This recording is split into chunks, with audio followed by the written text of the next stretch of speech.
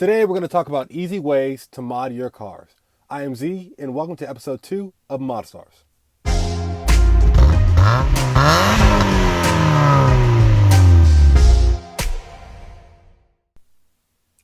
So for those who are new, welcome, and welcome back to those who listened to the first episode of the podcast. If you haven't listened to the first episode, How to Buy a Good Car, I highly recommend you go watch that one. No, sorry, listen to that one first. There's a lot of important information there, a lot of simple things that have helped me. I would just like to share that with anybody who's listening, whether you're buying a car to modify it or customize it in any way, or just buying a car because you need one or want one. I really think that the steps provided in the first episode are really important. They're very simple to follow. They can help you a lot and at least give you confidence in the process of buying cars in this case, but really anything. So again, highly recommend the first episode. Go watch that one first, and when you're done, watch episode 2, which is this one, and we're going to talk about basic ways, simple ways to modify your car. So let's start with the important things first, which in this case would be maintenance and repairs. Without a strong foundation, nothing can last. Whether it's a house or a bridge, a vehicle, a business, anything. But in this case, we have to do maintenance first and any repairs that need to be done on the vehicles. That way it is reliable and it is strong. So do your research, as mentioned in the first episode. Do your research, any repairs that need to be done, common problems, routine maintenance at certain intervals. Do all your homework first. Take care of all the important things first, because it's not fun if you have to run, or in this case walk, because that's what's going to happen if you don't take care of your car. If you don't want to walk, you better summon an Uber, because that's really the only other option you're going to have if your phone is on, if it works. If your phone's dead, then, well, you're just out of luck, really. So take care of your car. Don't spend the money on getting parts first, unless it's to make the car run. So many people will have a car that sits, and they will spend money on things that will not get the car moving. Like, instead of, if it needs brakes, okay, sure, suspension work, that's fine. But if the car has the ability to run, if the engine has the ability to start and run fine, or it's just a simple fix like an alternator or a belt, I know people would really want to get parts first, especially if they're on a good deal, but it makes no sense to me to spend money on suspension or brakes, something that's not really necessary to drive the car and make it reliable and safe, if the car is just not running at all.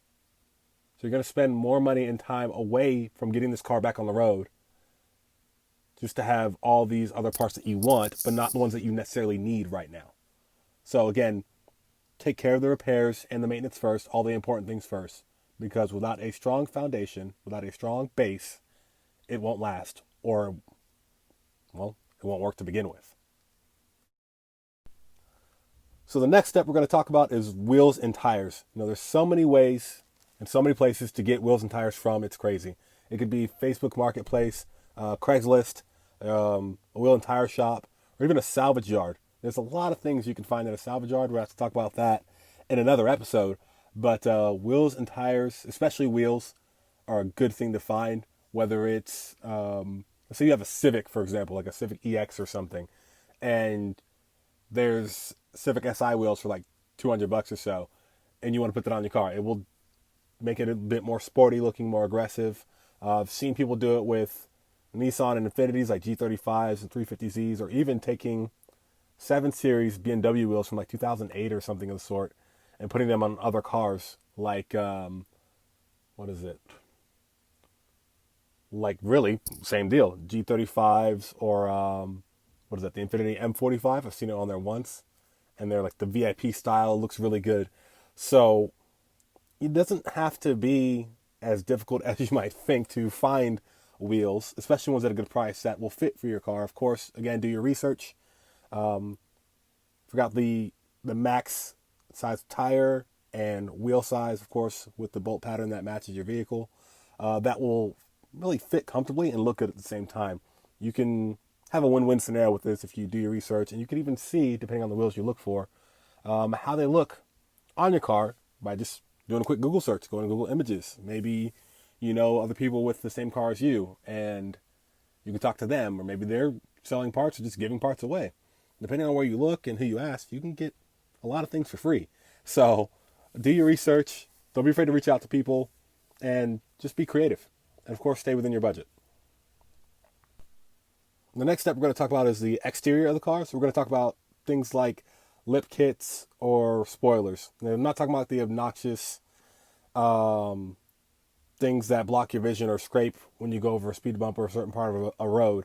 I mean things like a lip kit, like for the front lip of your car or a trunk lip spoiler. Very simple, subtle things that, for those who go for that more sporty look, can do.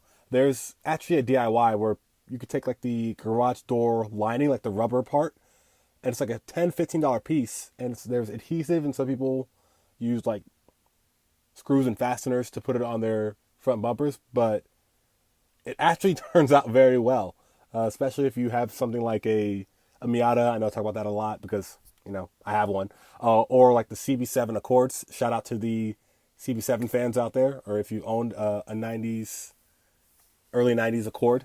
That was actually my first car. It looks good on a lot of cars. So just, again, take your time, do your research. It's a very common DIY. I think that's one that's not done enough. And if your car was lower, and you didn't have to be slammed to do this, and it scrapes, you'd be fine. If it came off, of course, go back to Lowe's or Home Depot and get that done. It might come off tacky, but again, it's done very well. It's just so simple and so clean. And that's really what I want to share with you guys, because, again, if you have a budget and you have a certain goal, these are something that you can look at and actually do, and do in a relatively short period of time. In addition to that, we're going to talk about changing the color. I know a lot of people do vinyl wrap, and if they can afford paint jobs or they know somebody who can do it for a good price, they'll do that. I also think that Plasti-Dip is a very good alternative. From what I've seen on average, it's a more affordable approach too. And a lot of people underestimate it. They think it looks tacky and things like that. But if you haven't heard of DYC, Dip Your Car, check them out. They have a lot of crazy combinations of colors, new colors that come out with, whether it's for your wheels or for the entire car. And they also have like glossifier and clear coats that if nobody told you, you'd think it was real paint. So if you haven't looked into DYC or Dip Your Car, check them out, because Plasti-Dip is pretty cool. I don't care what anybody says. It's cool. And there's a lot of things you can do with it. They have cool stuff out now too, like ceramic coatings to waterproof it, and it's just great. I think they're great. And they're not even sponsoring me or paying me to say any of that. I just like the product and how creative you can be with that. It's almost like a candy shop or Build-A-Bear for car colors. So I'm gonna stop talking about them right now, but I highly recommend it. If you haven't, check out DYC. I think it's really cool, and it's a good affordable alternative. Now we're moving on to the basic bolt-on modifications for cars. You know, these are the bread and butter for making more power that people do first for their cars, because it's the most simple and most affordable things to do. Whether your car is turbocharged, all motor, supercharged, V8, 4-cylinder, doesn't matter. These are the most common things for people to do. Some argue that they make power. Some argue that they don't make power. Some argue that it just depends on the vehicle you have. I believe any of these can be true for you depending on what you do. So the most common engine mods are, of course, cold air intakes or air filters, catback exhaust, and headers. Depending on where you live in the States, or maybe in the world, I don't know how it is overseas, but depending on where you live in the States, what state you live in will allow you to do this or not, or maybe within a certain parameter. So, for example, California has the carb emissions policy. So if it's not a carb legal part, it's technically not allowed. So, of course, check with your area where you live to see if certain things are allowed and they're not, whether it's from an emission standpoint or from a noise standpoint. Basically, you don't want to have a bad night. You don't want to inconvenience anybody else either. You don't want to have to get pulled over. Some people have got their cars impounded or state refed or gotten fees for certain things that they have to pay because the car's too loud, or have quote unquote illegal mods, whatever the case may be. Just be smart, of course, do your research, stay within your budget, and be responsible. If you don't want to be, that's on you, and you reap what you sow, make your bed, sleep in it. So, yeah. Lastly, we want to talk about the shift kits for automatic transmissions and short shifters for manual transmissions. If you haven't, and I know I've said this a lot, but if you haven't listened to episode 1, How to Buy a Good Car, towards the end of that episode, we talk about learning the characteristics of a car, how it accelerates, how it turns, how it shifts through gears. The reason why I bring that up is because you might want to have that change. You might want to have a smoother transition between gears, whether it's accelerating or decelerating, or at some point in time in between, like if you're on a road course or something. And it's not really talked about that much, and not many people want to do that. At first they want to do is like, oh, I want to get an intake, I want to get exhaust, I want to do a muffler delete or straight pipe, or yeah, that's it. But drivetrain, the gearbox or anything related to the transmission, again, another episode, but it's not talked about enough, and let's just dip our toes in it right now. So the short shifter for manual transmissions will allow you to have a smoother transition between, as you're going through gears, based on the pivot point of the shaft that really you can't see when you're shifting. And for the shift kit for automatic transmissions, it allows the car to shift smoother, or perhaps a stronger shift feel as well, for the same goal. So to improve the quality of changing gears in the vehicle, which of course allows you to engage in the vehicle more because it's something that has a greater response. And it's a very simple and affordable way to do that, whether it's done by you and a friend or at a shop. So the whole point of this is to keep it simple. All right, and that's it. I hope this has really helped you guys. Please share this. If you have any comments, ask questions. Definitely going to take this to a whole nother level and talk about many different aspects of this. I didn't talk about, supercharged vehicles or turbocharged vehicles much.